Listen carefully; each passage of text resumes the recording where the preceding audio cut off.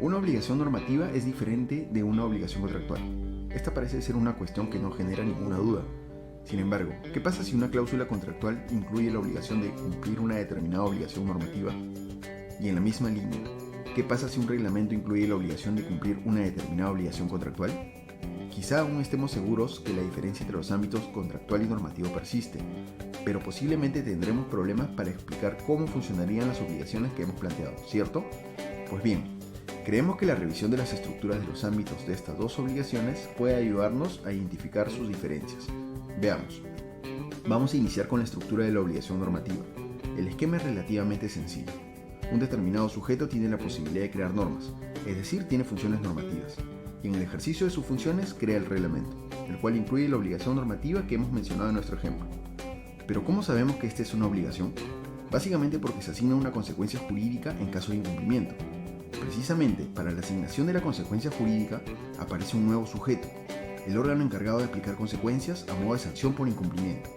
Sin embargo, debemos anotar algo no tan evidente. La asignación de consecuencias o sanciones debe ser el resultado de un proceso regulado que otorgue las garantías que conocemos como debido proceso o procedimiento. Este proceso culmina con una declaración que, en caso se haya concluido en un incumplimiento, decreta la consecuencia jurídica correspondiente.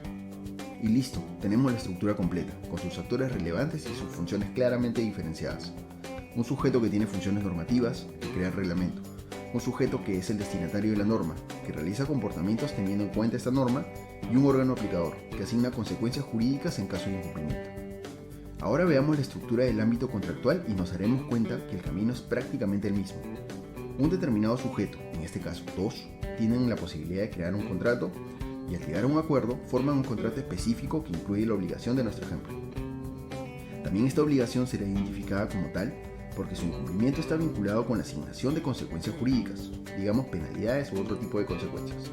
Y también en este punto aparece un esquema similar al normativo. La posibilidad de alegar incumplimientos puede ser de ambas partes del contrato, pero en caso de controversia, lo que no es nada raro, se prevé en el contrato la participación de un tercer sujeto, el órgano que soluciona la controversia y determina un incumplimiento y la correspondiente necesidad de que se aplique la consecuencia jurídica prevista.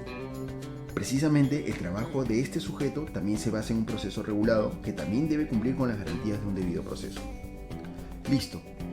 Con nuestras dos estructuras podemos analizar el problema que nos hemos planteado.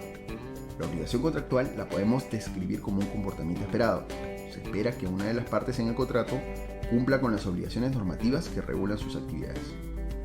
Sin embargo, en nuestro esquema ya hemos visto que la declaración de incumplimientos normativos debe ser realizada de acuerdo a la estructura normativa, es decir, por el órgano jurídico aplicador, luego del proceso correspondiente.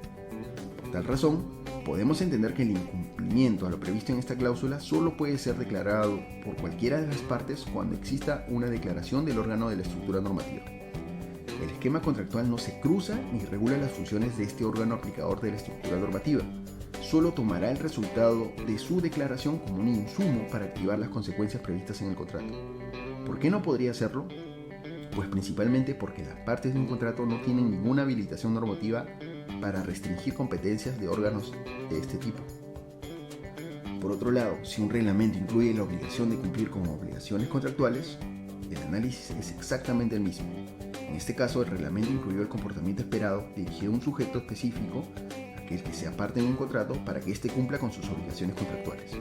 Igualmente, en caso esta disposición se haya establecido de manera obligatoria, es decir, con una consecuencia jurídica, el órgano aplicador de la estructura normativa no puede determinar este incumplimiento de manera directa, solo puede recibir el insumo a partir de una declaración realizada en el esquema contractual que hemos descrito. ¿Por qué no podría hacerlo? También básicamente porque no existe norma que le haya atribuido competencias en la estructura contractual. En resumen, con el análisis de estructuras podemos darnos cuenta que la supuesta superposición de ámbitos normativo y contractual planteadas en nuestro ejemplo solo se presentan a nuestra vista porque nos dejamos llevar por la literalidad de las obligaciones que hemos analizado. Sin embargo, si analizamos el caso a nivel de estructuras, ya nos queda claro que obligaciones con estos enunciados no trastocan las estructuras normativa y contractual. Lo único que podría ser posible un cruce es una asignación de funciones normativas a partes de un contrato, o funciones de modificación de contratos a un órgano normativo. Claro, dicho de este modo, el asunto se nos presenta como absurdo. Por eso, el análisis a nivel estructural puede ayudar a evidenciar supuestos que una simple lectura de obligaciones nos generan resultados raros.